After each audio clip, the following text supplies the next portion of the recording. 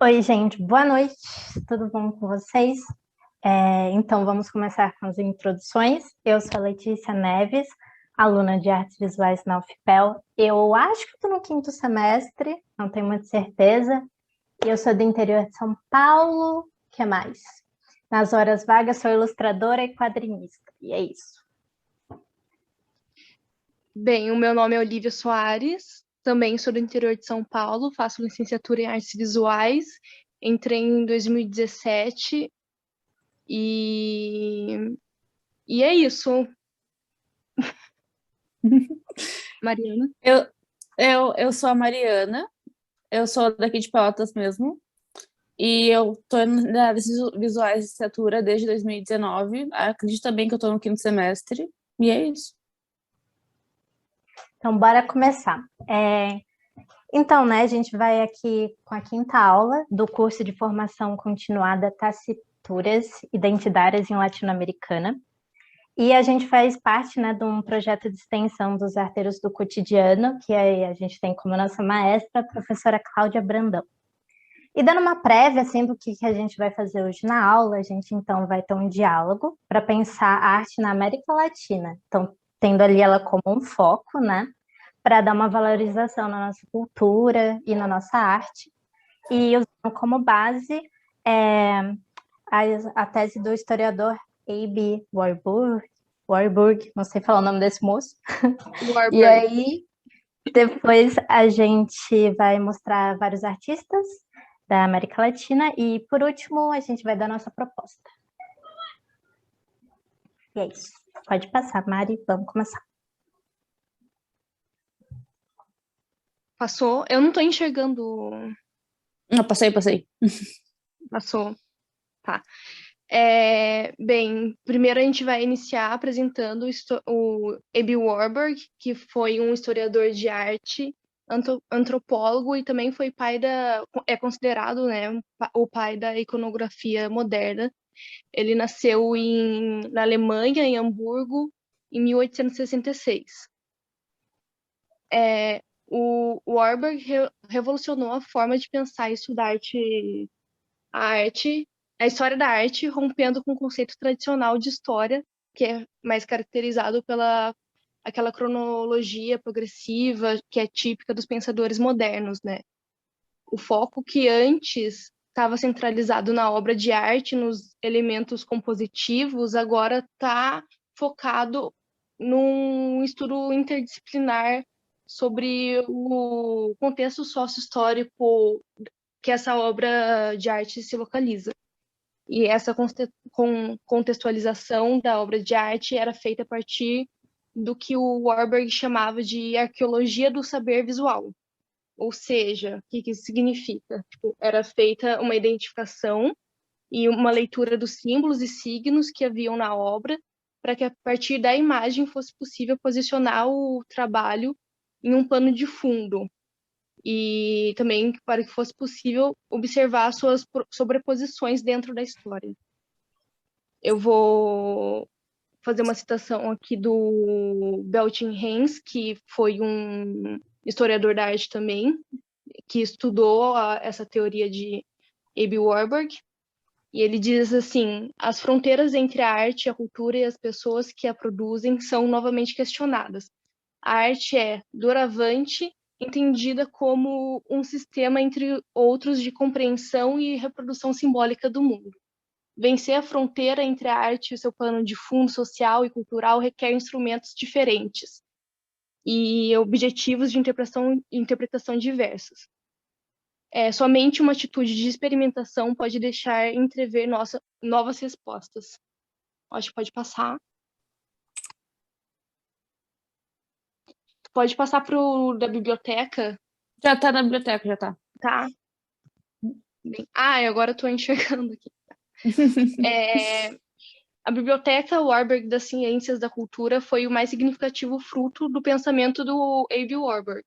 Ela foi fundada em 1926 pelo historiador alemão e até a morte dele, que, se eu não me engano, ele faleceu em 1929, havia mais de 65 mil volumes de livros das mais variadas áreas de conhecimento ali. No prédio havia 4 andares e cada um deles era dedicado a um tema. E esses temas eram imagem, ação, palavra e orientação. E daí, apesar dessa organização toda que o Warburg dedicou assim, à biblioteca, ela também estava sempre em constante mudança. E daí, agora eu vou fazer a citação do Etienne Samain, eu não sei como que fala o nome dele, mas é um antropólogo que também estuda a Aby Warburg. E ele diz que essa biblioteca sempre em movimento, em mudança, era, de certo modo, a cada dia recriada e reinventada em função de um princípio que o Warburg qualificava como lei da boa vizinhança. Boa vizinhança devido à capacidade que os livros teriam de se relacionar uns com os outros e, sobretudo, despertar no leitor novas perspectivas, cumplicidades, conivências e correspondências heurísticas cada vez mais ricas. Um dos elementos mais emblemáticos da biblioteca é um atlas de imagens criado pelo Warburg, chamado Mnemosine. Esse atlas de imagens é formado por 79 painéis, e em cada desses painéis há um conjunto de imagens. E na maior parte dessas imagens são reproduções de obras de arte e fotografias em preto e branco de pinturas, esculturas, que eram selecionadas por tema sem seguir uma ordem lógica de tempo e espaço. Essa forma de dispor as imagens assim, sem essa ordem cronológica, serve para colaborar com o teor experimentativo da leitura das imagens. Daí eu vou citar de novo o antropólogo Etienne Samain, não sei quem fala o nome dele, significa que, para ele, as imagens não são meros objetos, nem apenas cortes no tempo e golpes no espaço. São atos, memórias, questionamentos e até, como logo veremos, visões e prefigurações. Se as imagens são nossos próprios olhos, elas são também os reflexos e rastros de uma longa história de olhares que nos precederam. Os fluxos e refluxos do presente, as pistas e as antevisões de uma longa aventura humana. E também ali na imagem à direita tem a porta como fala? A porta interior, assim, da biblioteca, e ali tá cravado o nome Mnemosine também, que Mnemosine é a deusa da memória, né? Ela é a deusa da memória e ela tá ali como quem preserva o mundo do esquecimento, ela protege a biblioteca. A gente pode passar. Acho que já. Tá, e agora Bom, a gente vai apresentar alguns artistas da América Latina, a gente vai mostrar várias obras e os trabalhos e os rostinhos deles também como forma de tentar fazer esse atlas de imagem, né?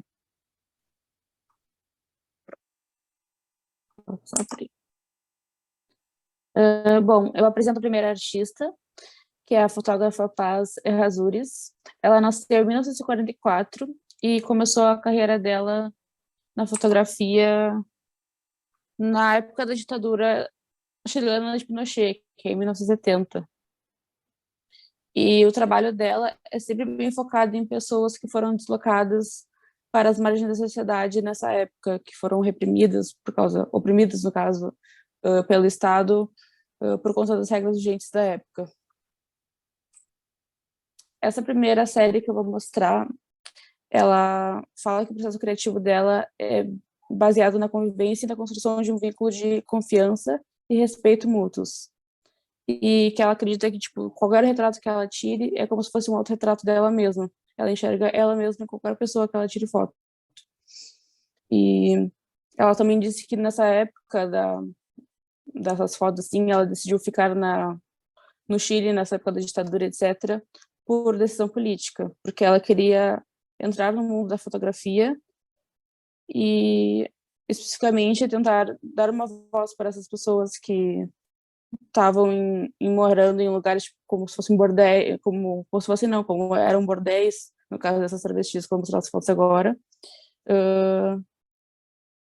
E também exercer como se fala, ação de empatia, que aí é como se fosse um compromisso pessoal e profissional para ela. Uh, Deixa eu ver. Essa primeira série é a Maçã de Adão, e essas fotos foram tiradas entre 1983 e 1987. Ela mostrava a rotina das travestis que viviam bordéis clandestinos na cidade de Talca e Santiago, no Chile.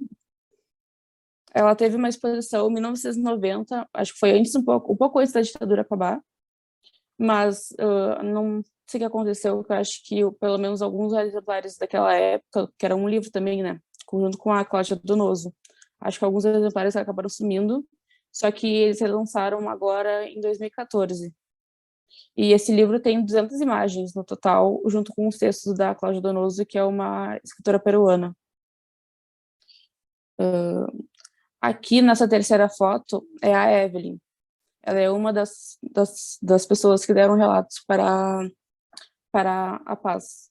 Aqui é a irmã dela, a Pilar. Essa aqui é a Priscila. E eu acho que essa aqui era a Leila. Mas essas duas aqui, elas foram morar nesses bordéis junto com a mãe. E elas acabaram se mudando para esse bordel pelo fato de que elas foram muito rejeitadas no bairro que era de classe média da época, como eles estavam na ditadura, era um preconceito muito grande, então eles mudaram para lá.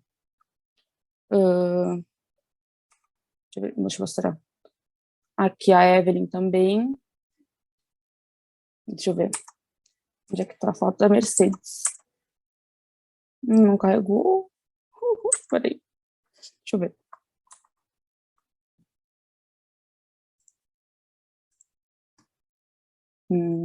Peraí. Acho que eu não botei a foto da mãe delas, acho. Posso, perdeu, deixa eu ver. Não tem a foto da mãe delas. Mas, no caso, a mãe dessas duas aqui, ela deu um relato sobre isso da ditadura, em como a sociedade acabava interagindo com ela por conta dela ter duas filhas que eram travestis. Ela diz que, no caso, ela conta, quando os levavam ao hospital para serem examinados, diziam que era por culpa da falta do pai. Quando Queco, no caso a Pilar, se vestiu de mulher, quase quebrei ele a pau. Mas não estou insatisfeita. Se Deus me deu ele assim, assim será. Não ia protestar e apenas aceitei, pois vi que era algo perdido. No caso, não que fosse algo perdido no caso de ser algo ruim, sabe? Mas assim, que ela aceitava com todo o amor do mundo. E ela falou que ela se tornou popular e que muitas vezes no bairro antigo dela ficavam gritando: lá vem a barriguda dos mães dos viadinhos. Mas ela achava bem difícil de se adaptar com isso. Teve uma vez que foram a ela às 3 horas da manhã e falaram: Dona Mercedita, levaram ao Léo, que no caso levaram ele para a delegacia. E ela corria para procurar ambos eles, tipo, no caso a Pilar e a Evelyn, nas delegacias, e tinha que levar roupas como se fossem roupas comuns, que seriam roupas de homem, para elas trocarem e poderem voltar para casa. E geralmente quando ela falava com tenentes ou policiais, eles apenas ficavam tirando sarro ou rindo dela por conta dessa situação. Também tem relatos da Pilar, que ela sofreu bastante violência, no caso, nessa época da ditadura. Ela conta: quando o golpe aconteceu, estávamos com a Leila em Valparaíso, e eles nos levaram a todos em um barco que fincou raízes no porto. Eles nos levaram de olhos vendados em uma van, e 6 dias fiquei empilhado ali, com os olhos em um buraco. A primeira coisa que os militares fizeram foi cortar nosso cabelo, que nos arrancaram e depois urinaram em nós. Eles batiam tanto na gente, éramos os 30 homossexuais em cima do barco. Mataram vários apenas espancando. Maria Elis, que era muito bonita, assim como Liz Taylor, foi morta, no caso é isso que ela conta que ela sofreu, assim. Esse pessoal dessas fotos que ela tirou é tudo do mesmo lugar, acredito eu, pelo que eu peguei, assim. Ai, não tá aparecendo as imagens, peraí, gente. Assim aparece, deixa eu ver. Aqui. Ah, não, aqui aparece a mãe da Mercedes. No caso, a Mercedes seria. Ai, por que não tá baixando assim? Aqui aparece. Aqui, assim aparece a imagem, né? Mas quando eu abro, não aparece. Ai, que ódio. Mas aqui tá a mãe e a Evelyn, no caso, a Mercedes e a Evelyn aqui na foto. E, de acordo com a Paz, mesmo depois dessas fotos que acabaram, foi em 1990 que acabou a ditadura, né? E mesmo assim, elas continuaram sofrendo perseguição e assédio por parte do Estado. E durante todos os anos de investigação, ela acabou, acho que, de tirar essas fotos em 1987. Só que aí, essa data acabou coincidindo com a chegada do Papa João Paulo II no Chile. E acabou que muitas dessas pessoas que estavam nesse bordel começaram a receber muitas cartas de ameaça. E também até ameaça de prisão, só por causa do significado moral da visita. Deixa eu ver. Essa aqui é a Maribel, que está segurando cigarro. Essa aqui, a foto da rua tem nome também, agora me lembrei. Aqui é a Suzuki, essa aqui é a Andrea. A Paz sempre botava o nome de todas elas, assim, nas fotos. Nossa, aqui eu não vou conseguir mostrar. Mas, enfim. Tá. A segunda série que eu vou mostrar de fotos dela é chamada Mulheres. E ela reúne fotografias em preto e branco destinada também de mulheres que eram um pouco destacadas nas nossas profissões ou ofícios. Aí também tem muitas anônimas que realizam trabalhos pouco valorizados. Eram pescadoras, mergulhadoras, freiras, políticas, advogadas, artistas. Eram mulheres de diferentes condições sociais e etnias. Deixa eu ver. Aí tem aqui.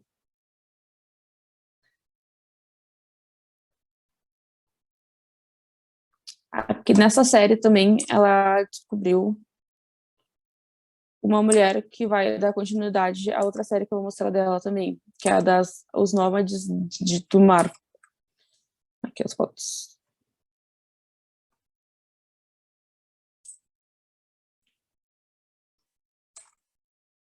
Essa aqui é a série Nômades do Mar.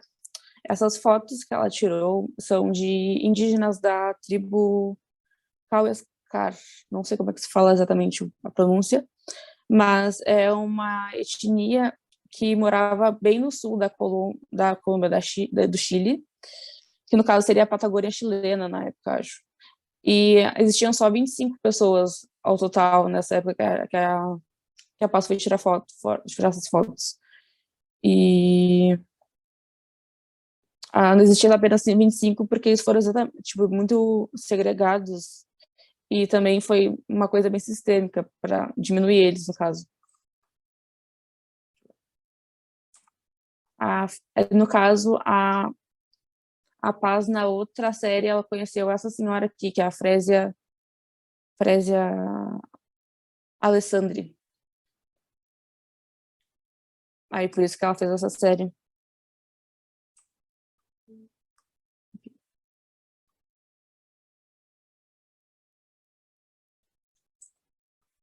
Essa aqui, ela tirou fotografias que ela tirou de casais apaixonados que se conheceram no Hospital Psiquiátrico Felipe Pinel, na cidade de Putaendo, no Chile, no ano de 1994. Essas fotos também estão em um livro que até estão sendo vendidos no Instituto Moreira Salles, pelo que eu vi. E o texto desse livro é feito pela Djamila Eutich.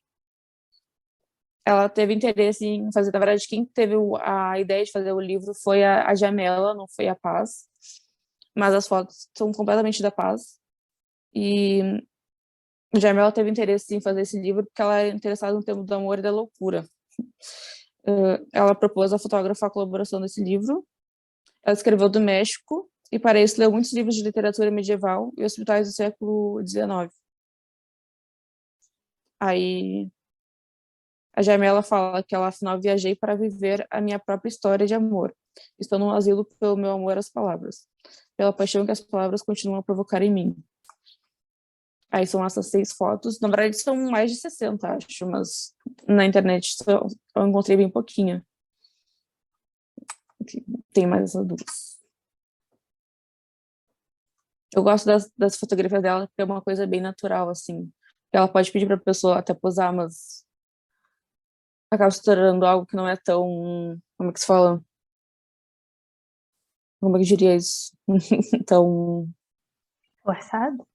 É, exatamente. Forçado.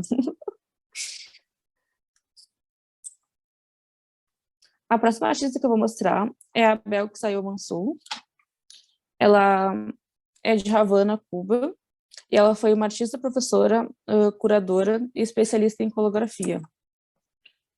A colografia é um estilo de gravura que dá para usar madeira, ou papelão ou cartolina. Só tem que fazer, tipo, cortar o formato e aí tu prensa na tinta e depois bota na folha, assim. Como se fosse um carimbo.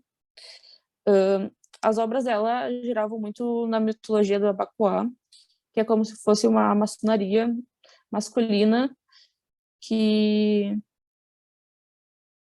era fundamentada na mitologia de origem africana, que foi levada da Nigéria até Cuba. Ela descobriu essa mitologia através do livro El Monte, da autora Lídia Cabreira,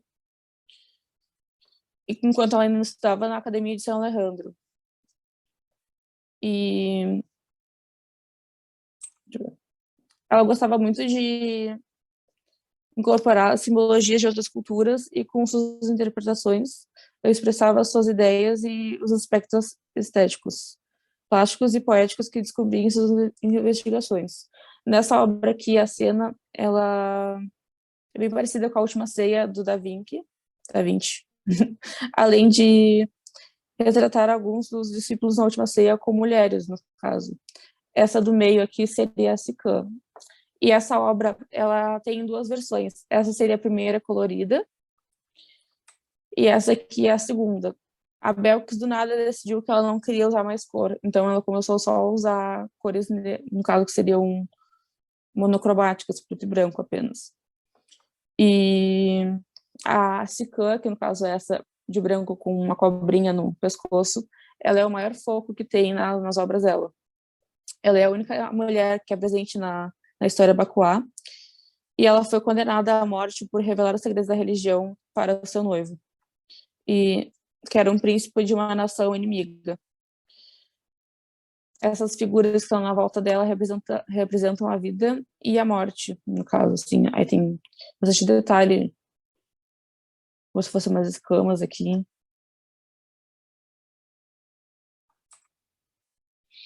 Nessa obra aqui, a Belkis desenhou a Sicã virada como se fosse tipo de costas, assim, olhando.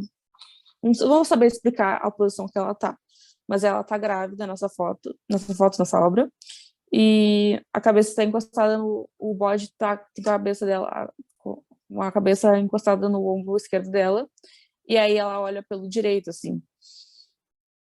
Essa corrente que tá caindo aqui, era um medalhão de Jesus, ou um santo segurando um cordeiro. Até dei um zoom maior aqui para vejam. Ela gostava muito de misturar assim o cristianismo com o abacuá. E aqui embaixo tem os peixes mágicos, que no caso foi esse o peixe que fazia um barulho que fez ela ser morta, no caso da mitologia, assim. Que ela escutou o barulho do peixe e contou pro marido, mas não podia contar, e acabou falecendo por causa disso.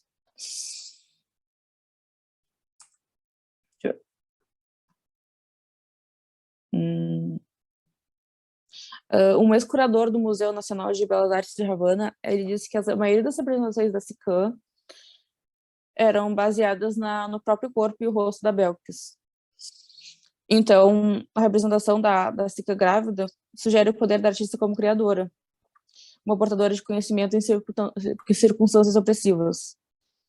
Ela vivia repetindo muito a imagem da Sicã por conta disso. Ela falava que ela entendia a Sicã, que a Sicã, quase como ela, também estava no desassossego, procurando insistentemente uma saída. Aqui é o Nazarco, que seria o bruxo que condenou a Sicã, o Espírito Santo, sempre ligando o cristianismo com... Aqui é a Sicã pedindo para sair, assim. E aqui ela em cima de um bode com uma cobrinha. Essa aqui foi uma das últimas obras dela, foi em 1997. Ela acabou se suicidando em 1999. E eu acho que a maioria das obras dela dessa época eram bem sofridas, como essa do meio aqui. Então ela meio que estava dando um pedido de socorro, só que eu acho que ninguém se ligou, assim. Aí quem está cuidando das obras dela hoje em dia é a família. E acho que eles abandonaram tudo na época que ela faleceu, assim, para continuar cuidando das obras e fazendo exposições no nome dela e para seguir o legado.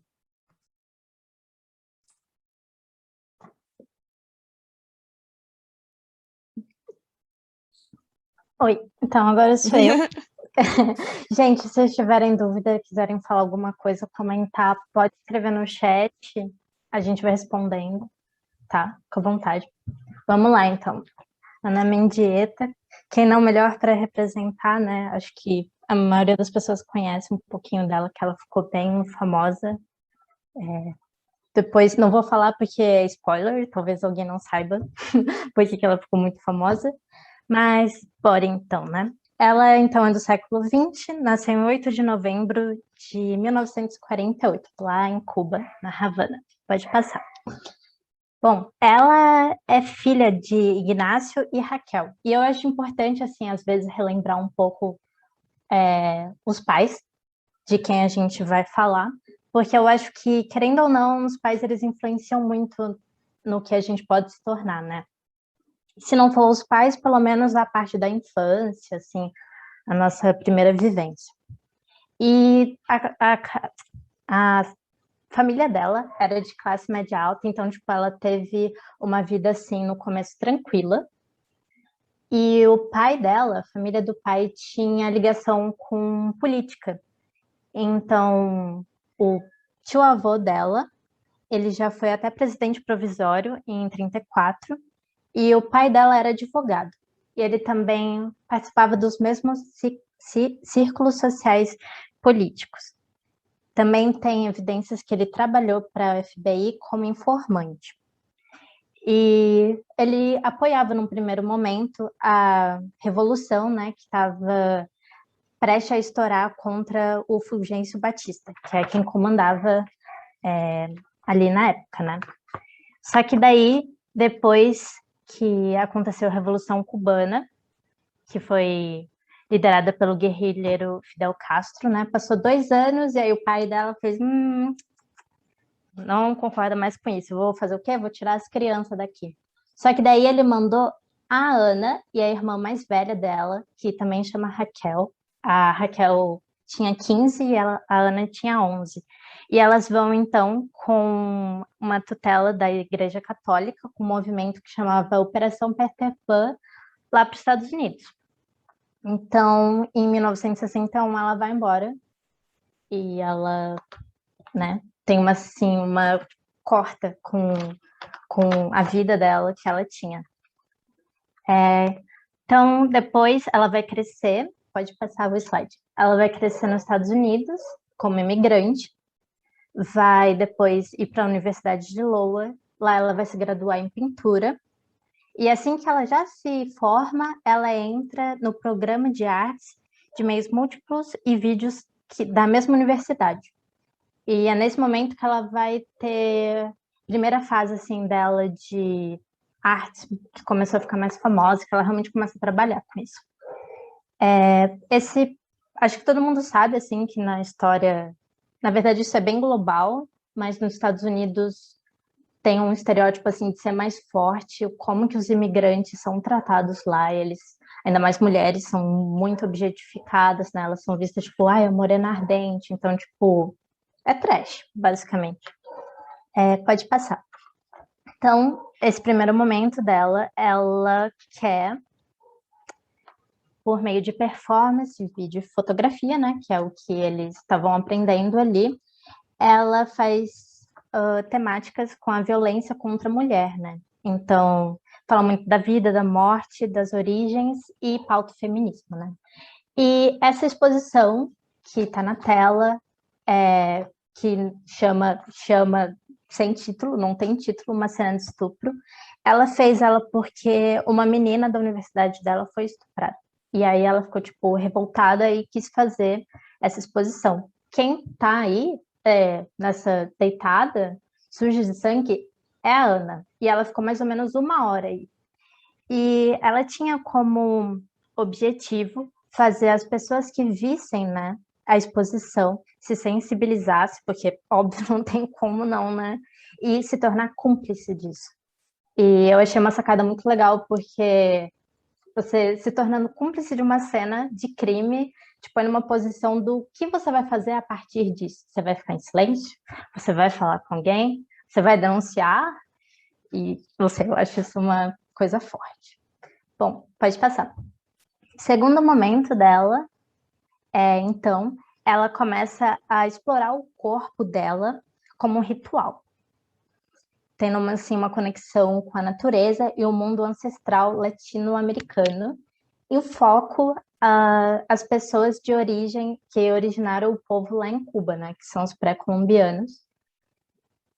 Isso. Então, a gente vai ver muitos elementos naturais, assim, então tem fogo, sangue, terra, e vai ficar conhecido como as silhuetas, que é o período, assim, acho que mais o pessoal sabe dela. Pode passar. E ela também faz, então, críticas contra a violência exercida sobre o corpo feminino colonizado. Então, é uma metáfora para falar que a primeira colônia de todas não foi um território em si, né, como a gente aprende, sei lá, em geografia, em história, mas foi o corpo da mulher. E ela teve a ideia de fazer isso quando ela viajou lá para o México e ela estava em sítios arqueológicos pré-colombianos, né? Então ela estava estudando a cultura do povo que faz parte dela, né? Então ela entra nessa relação com o sagrado e faz essa série dela que é muito famosa. E essa imagem da direita, que ela está deitada com as plantas cobrindo ela, foi a primeira que ela fez e ela tá lá nesse sítio arqueológico.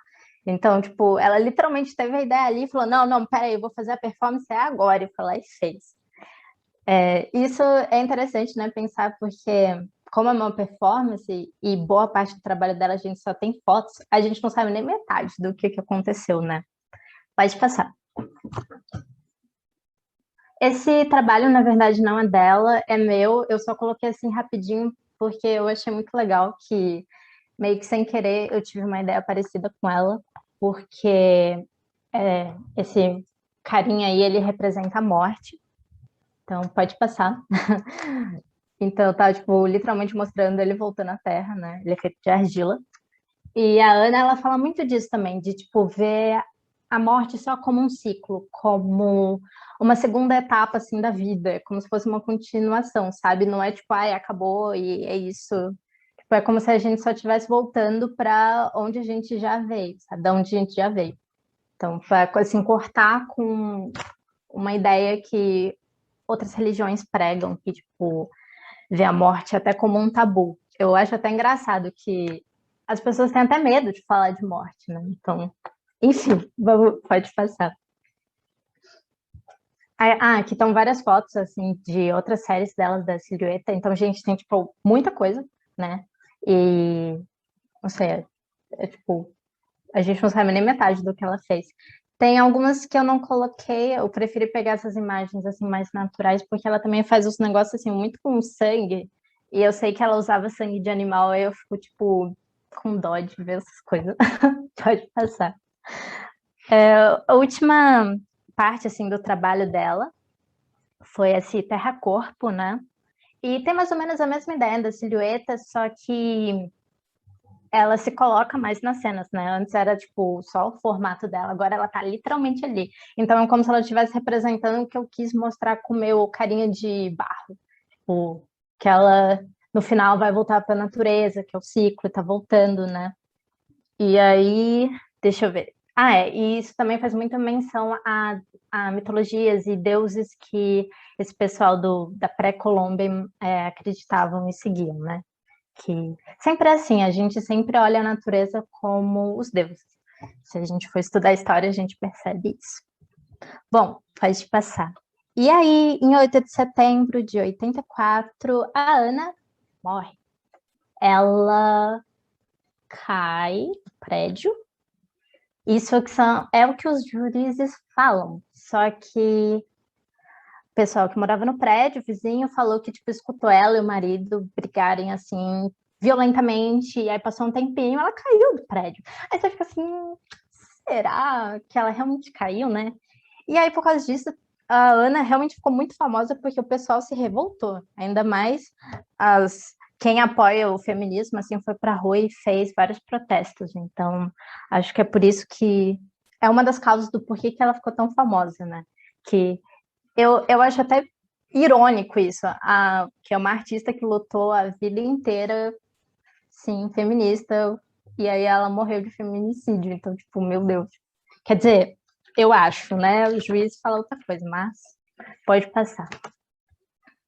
Bom, vamos então ao nosso segundo artista, que é o Joaquim Torres Garcia.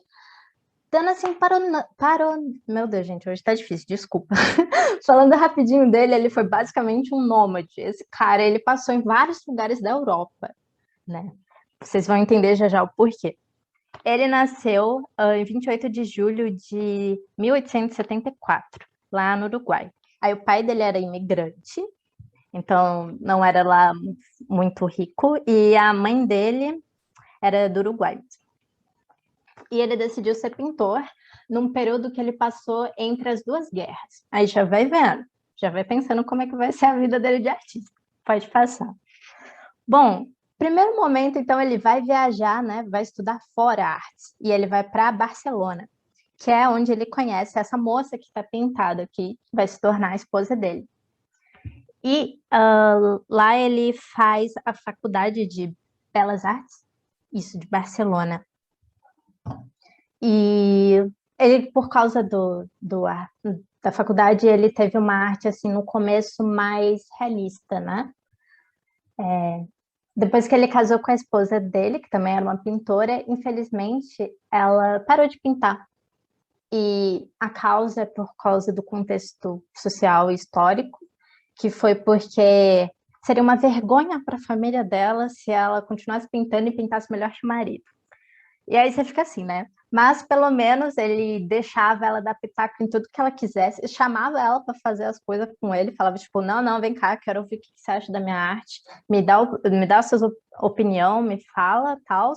E ele ainda chamava ela de companheira inseparável. E ele tem muita pintura dela, então assim, o cara, pelo menos parece, né, que ele gostava bastante dela e devia tratar com respeito. Espero que sim. Ok. Bom, então pode passar. Depois que ele sai de Barcelona, ele vai lá para os Estados Unidos, não, para Nova York, gente, sorry. Pode passar. Essas imagens que apareceram, ele ainda estava com um estilo mais realista, né? Mas daí ele vai para Nova York e fala, não, cansei, não quero mais fazer arte realista, mano. O que é isso? E aí ele decide, então, fazer os brinquedos. E daí é uma ideia, assim, totalmente diferente, né? Porque ele pega uma ideia assim, sei lá, tipo esse carinha e fala qual é o jeito mais simples de fazer um carinha e as pessoas perceberem o que é um carinha. É isso. E ele fez. E aí eu acho super legal quando o artista faz isso de tipo, cansei. Agora eu vou criar do meu jeito. Eu gosto. E só que, né, aconteceu que tinha acabado de acabar a Primeira Guerra. E aí vocês sabem, né, como é que o país fica depois da guerra? Totalmente sem dinheiro. Mas você acha que as pessoas vão preferir gastar dinheiro comprando brinquedo pro filho ou comida? Comida, né, gente? Então o cara começou a vida dele de nômade de novo. E aí, ó, ele vai depois para os Estados Unidos, ele vai para a Itália, ele vai para a França morar mais de uma cidade. E aí depois que ele já tá bem velhinho, ele volta lá para a cidade natal dele. Então o cara viajou tudo, mas pode passar. Então, assim, foi mais por conta do dinheiro mesmo, vida de artista. Só que quando ele está em Paris foi um momento que ele mais teve um up assim na vida dele, e ele volta com a pintura como foco.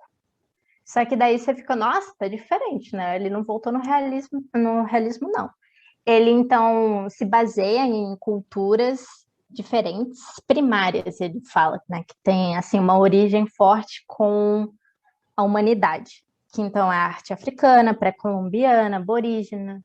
Então por isso que tem cores assim muito fortes, elementos de traço forte, são traços que você vê nessa cultura. E pode passar.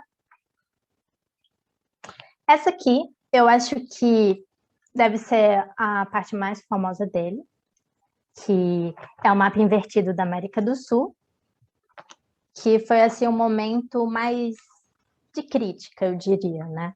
Não que ele já não estivesse criticando com a arte dele a sociedade antes, mas essa é mais evidente, porque daí ele coloca o Sul como o Norte. Então, ele vira o mapa e fala, não, o nosso Sul, que é onde ele nasceu, né, é o meu Norte, assim como o do meu povo. E aí ele faz toda uma cultura assim de valorização, né, da arte dele, porque ele fica pé da vida que o pessoal só liga para a Europa, para os Estados Unidos, é baba-ovo desse pessoal, não liga para a própria cultura. Aí, sei lá, é meio triste, né? Você pensar, nossa, para o pessoal lá, eles são ricos, famosos e bonitinhos, enquanto a gente sobra aqui ser meio que ainda uma colônia, com problema com escravidão, com dependência, e ainda quer imitar tudo que é de lá, né? Nada a ver. Mas então, aí acho que é por causa disso mesmo que é super importante essa obra dele. Pode passar. Vamos para a nossa última artista que eu vou falar, no caso, que é a Alga. Eu gosto dela porque... Ah, não, spoiler. Calma, vamos falar primeiro quando ela nasceu. Ela é de 21 de dezembro de 1991. E ela é a artista mais recente da gente aqui, né? E ela é famosa lá no Paraguai porque ela que fundou o grupo Arte Nova, que está vivo até hoje, tem museu, assim, o pessoal visita lá. E é isso, pode passar. Ela, então, é de uma família judaica, e ela foi estudar numa escola de engenharia e pedagogia na Faculdade de Filosofia da Universidade Nacional. E aí, imagina se hoje em dia já é difícil ter mulheres dentro de um curso de engenharia. Imagina na época dela. Então você já fica assim. Já era judia, né? Então o pessoal já olha torto e ela ainda era mulher e foi fazer engenharia.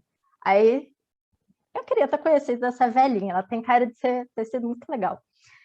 E uma coisa que me chama muita atenção dela é que desde o começo ela já não fez uma arte assim realista, sabe? Ela já quis excluir o academicismo e quis fazer o que ela queria, representar as coisas do jeito dela, e ela teve muita influência desse moço aí do lado, que foi o professor dela, e ele é brasileiro. Ele chama, cadê? Livro Abraham, né? Que ele era um gravurista. Pode passar. Então, nesse primeiro momento dela, ela foca mais na gravura, são coisas mais em preto e branco, né? E ela foca, então, no sofrimento humano, e faz crítica sobre isso. E é tudo assim, medo, tristeza, coisas tristes. Pode passar. Depois de um tempo, ela já está dando aula, mas mesmo assim ela renega fazer realismo e ela vai para uma área assim mais abstrata. Mas uma coisa que é forte nela é que ela sempre vai colocar as pessoas, né, a figura humana como foco, ainda mais a mulher. Então os caras assim, ó, sempre estão meio no cantinho. Mas não que ela isole eles totalmente, ó, tem um carinha ali, carequinha. E eu gosto muito dessa fase dela porque lembra aquarela, e eu adoro cores e assim, uma textura mais, não sei, parece movimento, sabe? Eu gosto muito desse estilo. Então, pode mudar. Aí passa um tempo, ela volta pro estilo dela assim mais demarcado, né? Que são características que a gente pode ver também na gravura, né?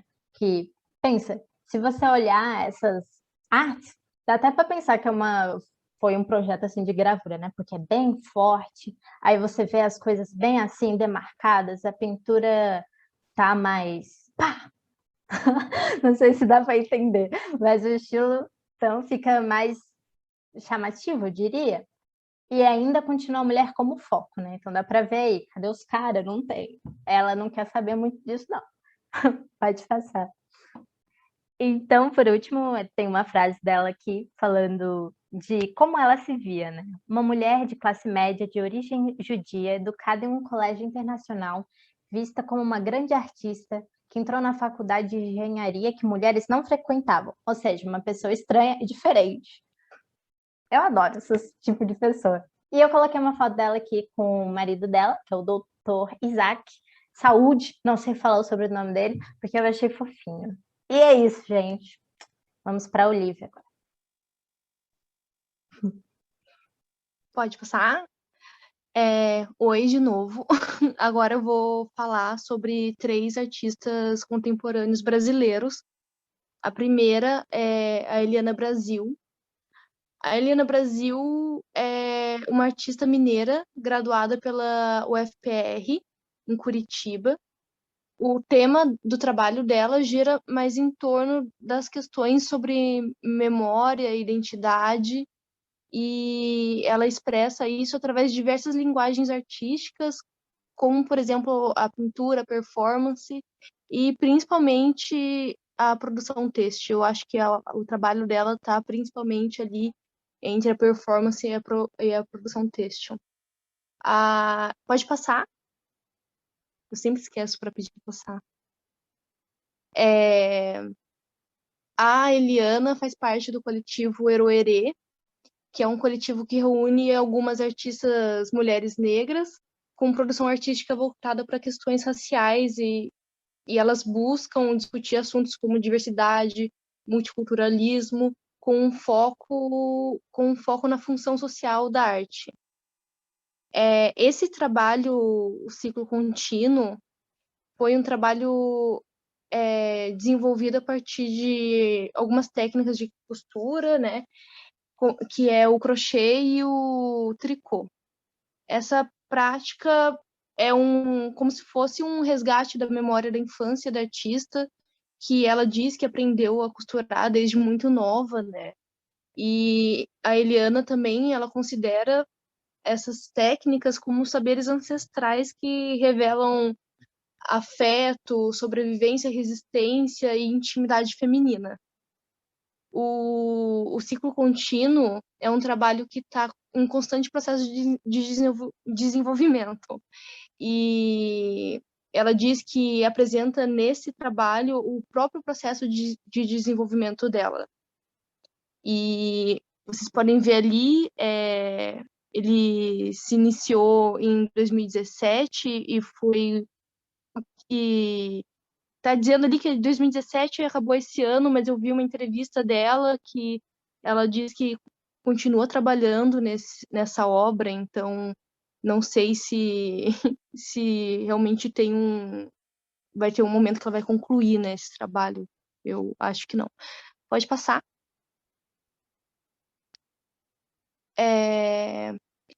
O trabalho Patchwork, na verdade, surgiu a partir de uma performance que a Eliana aparece sentada numa cadeira que está suspensa por uma das colunas de um chafariz localizado no centro da cidade. Eu imagino que seja na cidade de Curitiba. Mari, você pode voltar na primeira imagem dela, na imagem da apresentação? Essa é uma imagem da performance do Patchwork.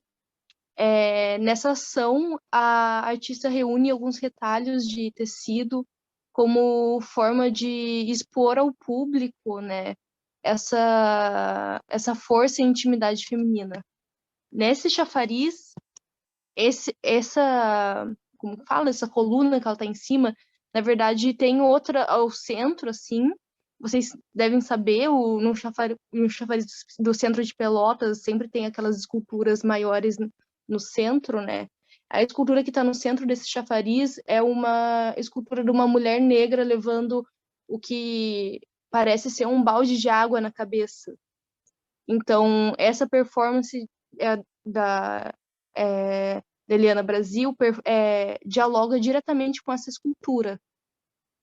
Pode passar.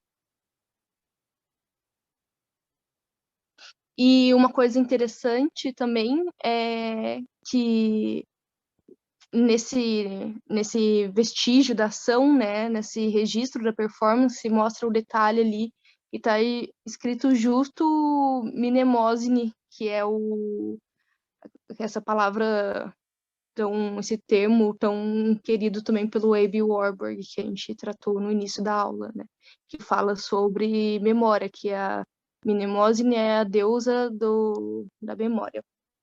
E esse trabalho à direita se chama Ori. Ori é um orixá um orixá individual. Ele é o primeiro a ser louvado, representando a particularidade da existência individualizada. Então, o que ele representa? Ele representa basicamente a essência real do ser. E Ori guia e acompanha a pessoa desde o nascimento até a morte. Então, essa é uma representação usando essa produção têxtil desse orixá, do candomblé. E também a palavra Ori, ela significa literalmente assim, cabeça em Yorubá. Então, fica bem claro, olhando para essa obra, né, sabendo do significado dessa palavra, porque realmente parece uma cabeça assim, e alguns colares que eu imagino que tenham bastante significado dentro da cultura candomblé. Pode passar. O meu segundo artista é o Nelson Leirner. Eu tenho sotaque caipira, então eu não consigo falar direito sobre o sobrenome dele, quase que enrolo, quase fico com cãibra na língua. Mas é Nelson Leirner. Ele foi um artista multimídia e professor universitário paulistano. Acho que pode passar.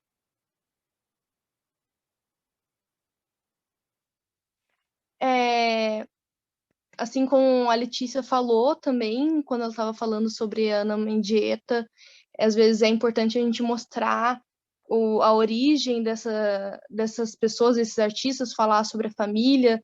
Então, o Nelson Leiner, ele teve os pais muito focados, muitos voltados para artes visuais. A mãe dele, que agora me fugiu o nome, mas ela foi uma escultora muito famosa, e o pai dele era um empresário, ele veio de uma família rica, e os pais do Nelson, eles foram uns dos colaboradores da função para a fundação do Museu da Arte Moderna de São Paulo. O que significa que o Leine teve contato com a arte moderna desde a sua infância, né?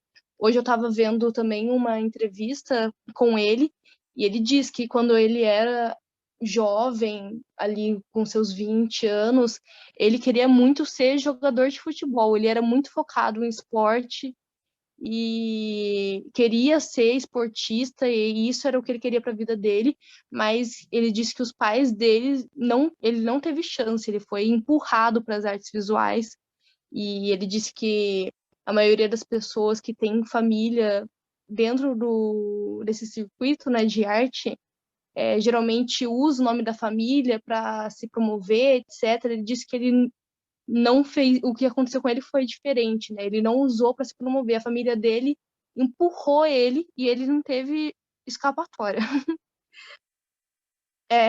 O trabalho dele é conhecido pelas críticas sociais, políticas e ao mercado de arte com um tom bem polêmico, assim.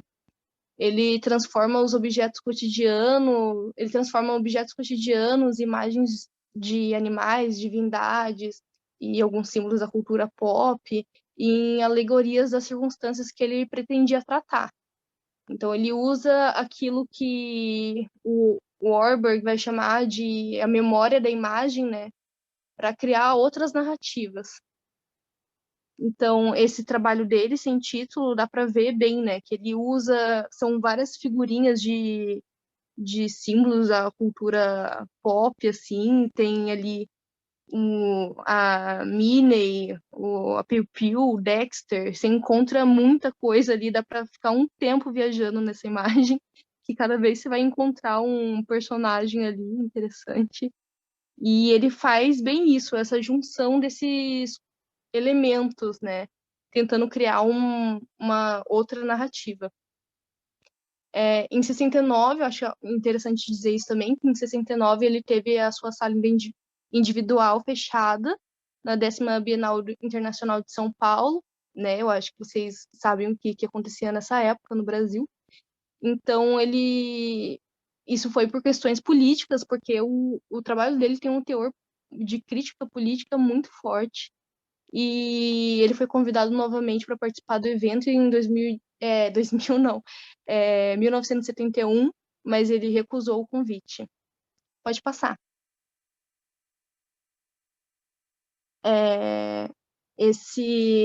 Essa imagem à esquerda é o Missa Móvel, e eu acho que deixa muito claro como que ele explora, né, todos esses símbolos ali. Nossa, dá para encontrar ali vários elementos de várias religiões, eu acho que representando, né, o sincretismo religioso que acontece aqui no Brasil, e tem alguns personagens, né, da fauna brasileira, e na direita também ele usa esses elementos, a nota do dólar, a bandeira dos Estados Unidos, que são são elementos separados, mas que juntando, por exemplo, fazendo a nota do dólar virar um barco e juntando esses elementos, ele apresenta uma outra narrativa, né? E eu acho que isso tem muito a ver com o que a gente estava falando sobre o Aby Warburg, porque se for para pensar o atlas de imagem que a gente estava apresentando, no atlas de imagem do Aby Warburg existia uma reprodução das obras de arte muito, meio que como se fosse afastando elas da sua aura mesmo, sabe? Eram reproduções em preto e branco, eram fotografias. Então, isso acontecia para ele poder focar e investigar os símbolos em diferentes contextos para criar essa nova narrativa. E no Missa Móvel, e basicamente os trabalhos todos do Nelson Leiner, isso acontece também, né? É uma reunião de símbolos, de imagens que já existem, de reprodução de imagens, como todos esses. Acho que tem santos aqui, tem muitos, eu não sei dizer exatamente qual que é qual aqui, mas ele pega esse símbolo, essa reunião de símbolos de imagens de diferentes contextos e brinca com a memória da imagem para construir uma nova narrativa, que isso eu imagino que seja quase um compensado da cultura brasileira, né? Um ajuntamento, assim. Pode passar. E aqui é o meu trabalho favorito dele.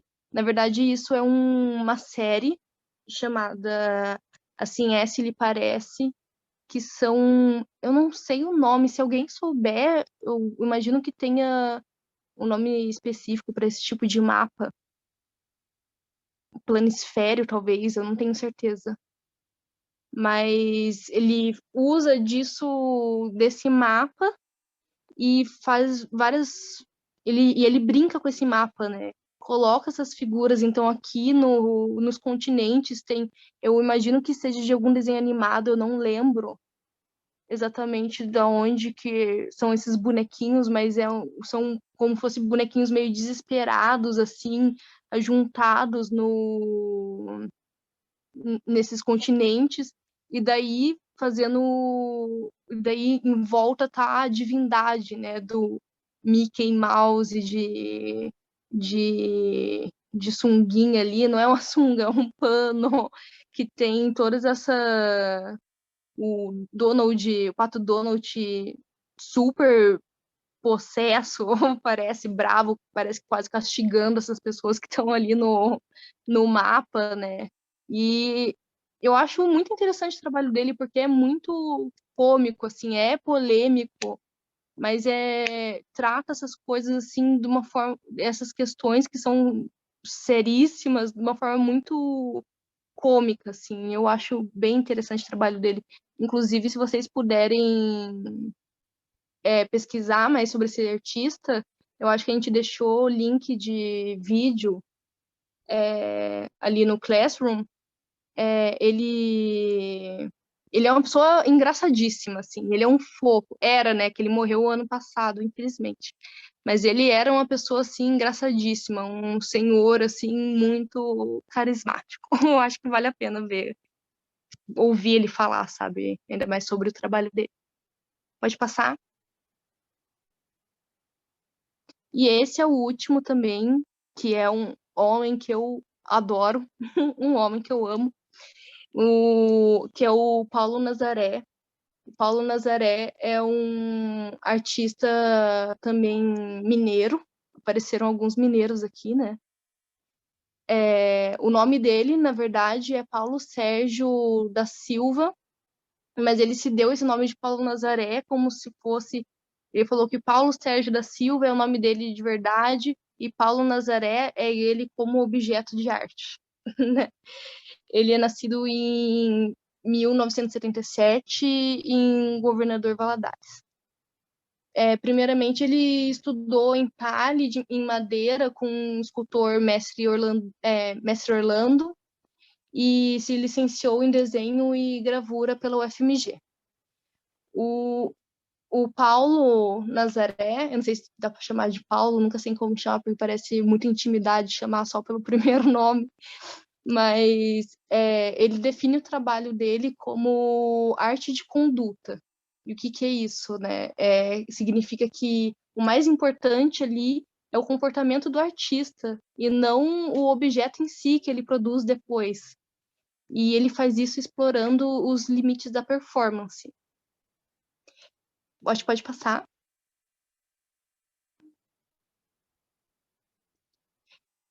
Entre 2011 e 2012, o Paulo viajou a pé da comunidade de Palmital, em Minas Gerais, até os Estados Unidos, passando primeiro por Nova York e depois por Miami, para participar de um festival de arte que, se eu não me engano, chama Miami Basel, eu imagino que seja assim que fala.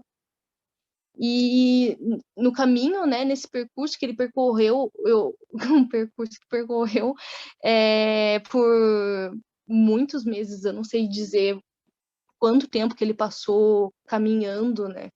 Mas nesse caminho ele produziu uma série muito interessante, que é uma das minhas favoritas dele, chamada Notícias de América, que é um conjunto de imagem registrando as várias performances que ele fez pelos países que ele passou até chegar nos Estados Unidos, né?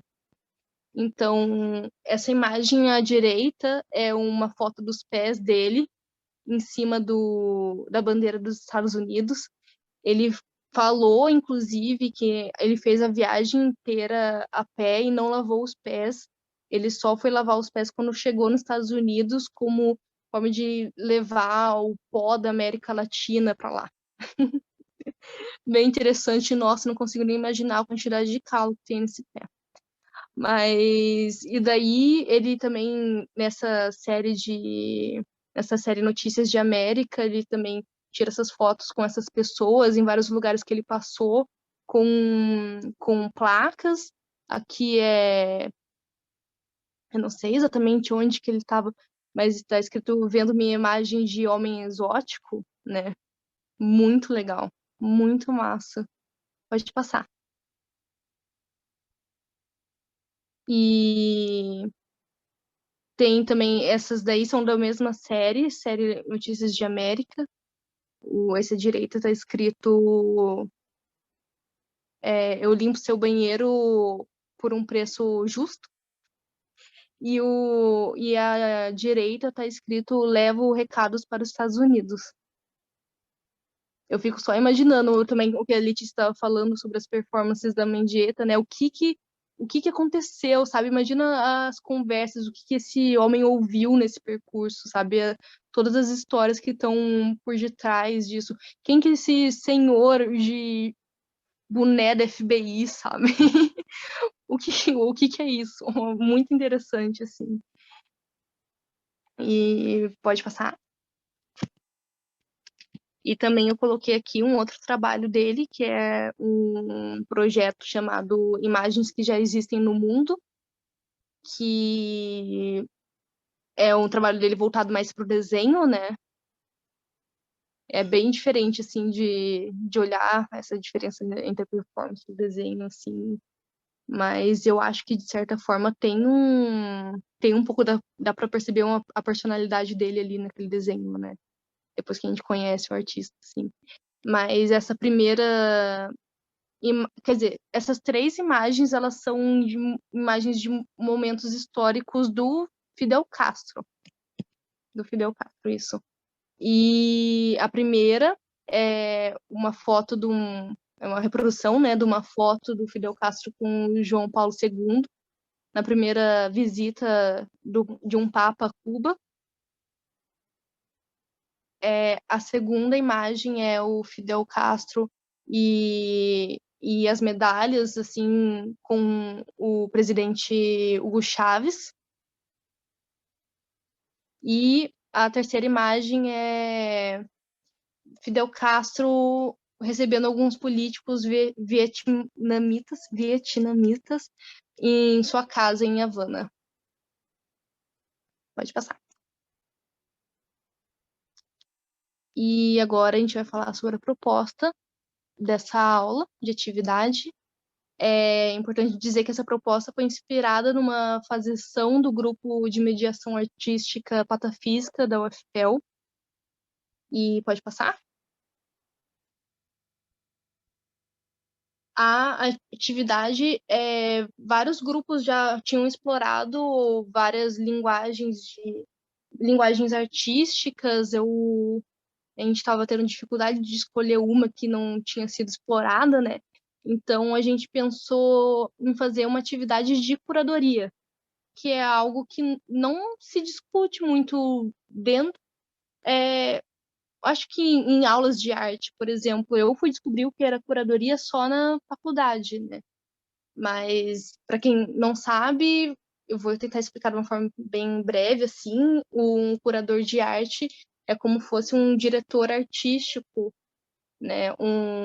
E o papel dele ele é responsável pelas seleções das obras, da montagem da exposição e da supervisão da exposição também.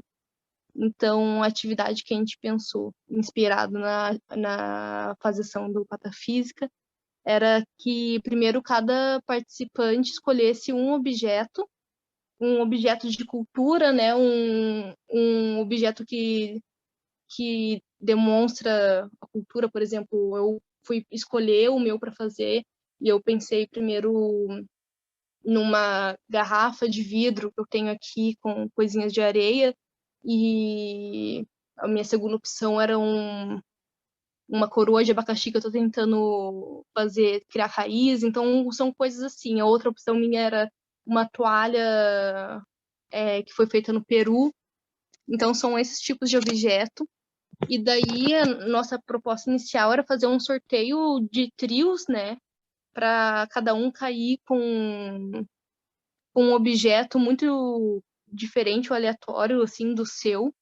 E daí, cada trio tem que buscar, conversar e buscar alguma característica, alguma narrativa que aproxime os 3 objetos. Pode ser uma história, ou pode ser uma palavra-chave, assim, que aproxime os 3 objetos, e depois teria a apresentação.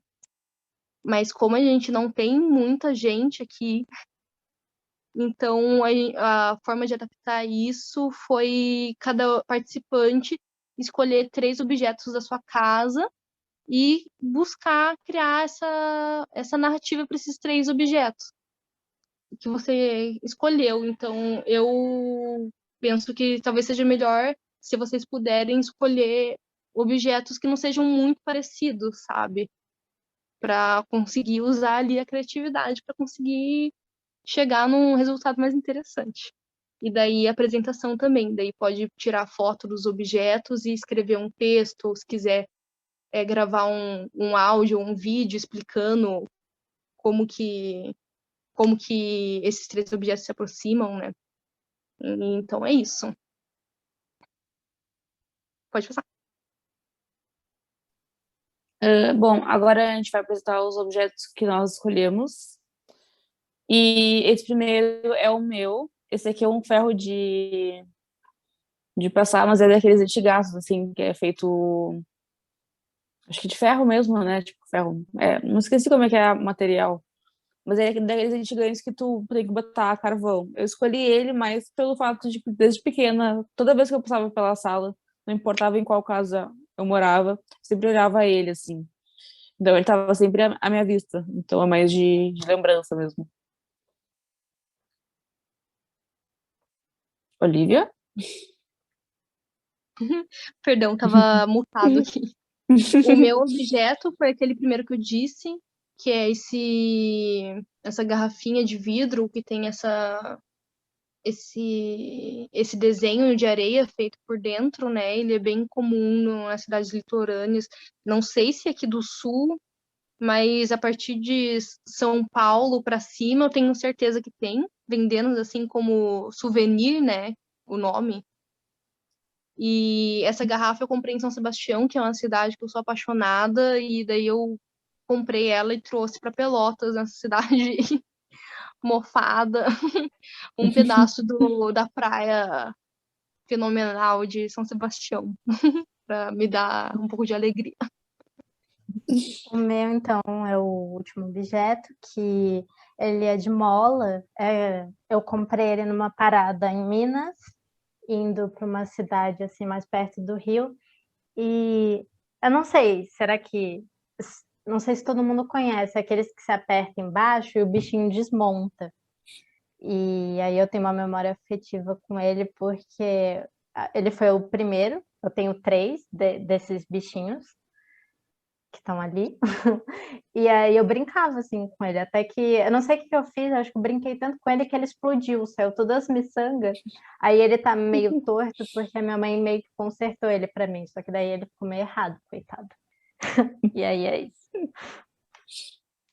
No caso, o que a gente viu que tem, tipo, nos nossos objetos tem em comum seria o calor, que no caso seria da lembrança, ou até na parte literal, porque como o calor pode ser um condutor bom ou ruim, como se fala na hora, os objetos podem ser um condutor bom ou ruim de calor.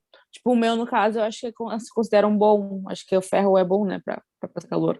Vidro, eu não lembro como é que é, não sei coisa de química, mas seria basicamente isso. Vidro e madeira que também tem como botar como se fosse de calor, assim. Desculpa.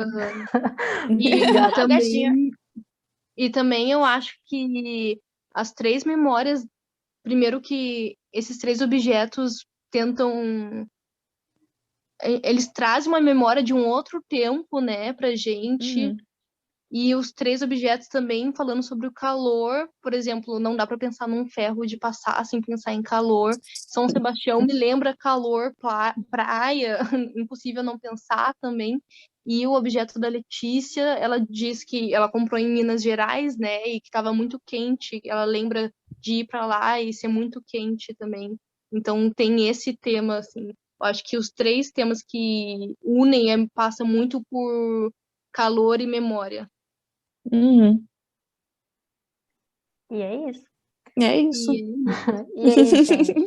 Dúvidas, perguntas, críticas, elogios? Alguém. Obrigada. Se alguém quiser ligar o microfone também, se não tiver com muita vergonha. Eu acho que se o Pedro e a Letícia se juntar, a gente faz um trio, hein, pra fazer a proposta. Pode ser? Ah, é verdade. Pode ser, como eu tô como aluna também. Eu É não tô, verdade. mas eu faço igual.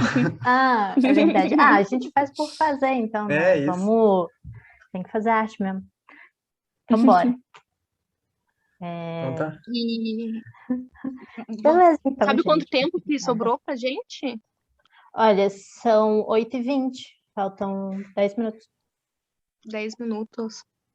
E daí, no caso, a atividade vocês vão fazer agora ou depois postar? Conversar entre si, postar? Ah, Tô a por gente vocês, posta mas depois no Classroom. Ah, não sei. Ah. Será que não tem problema a gente fazer ao vivo? Porque sei. nem sei se todo mundo já teria um objeto na cabeça. eu tô caçando aqui na minha volta, mas acho que dá pra Eu achar. acho melhor fazer depois, assim, só por gravar. Eu acho que vai só. ser muita pressão, né, agora. É É, verdade. fazer agora, Vai assim, vai ser correndo muito... pela casa e pega um Sim. objeto. Sim. Mas então Tá depois, bom. todo mundo que puder e quiser, olha lá no Classroom, a gente vai colocar. O Pedro tá perguntando que narrativa vamos formar em conjunto. Eu acho que pode começar por alguém do grupo, tipo, traz o primeiro objeto e aí o outro tenta se comunicar e o outro também, sabe? Pode ser. A Eu gente acho que a fez graça da certinho. atividade é cada um escolher por si, assim, não É, porque pensar aí em conjunto. não precisa pensar nisso, só escolhe o objeto, depois vocês tentam ver o que tem em comum, entendeu? Entendi. Para uma coisa assim. Massa, É pra pode quebrar ser. a cabeça depois pra encontrar, entendeu? Uhum. Então tá bom. Foi ótima Tá bom, aula de gente. vocês. Muito obrigado. Obrigada. Muito obrigada. Obrigada. Que bom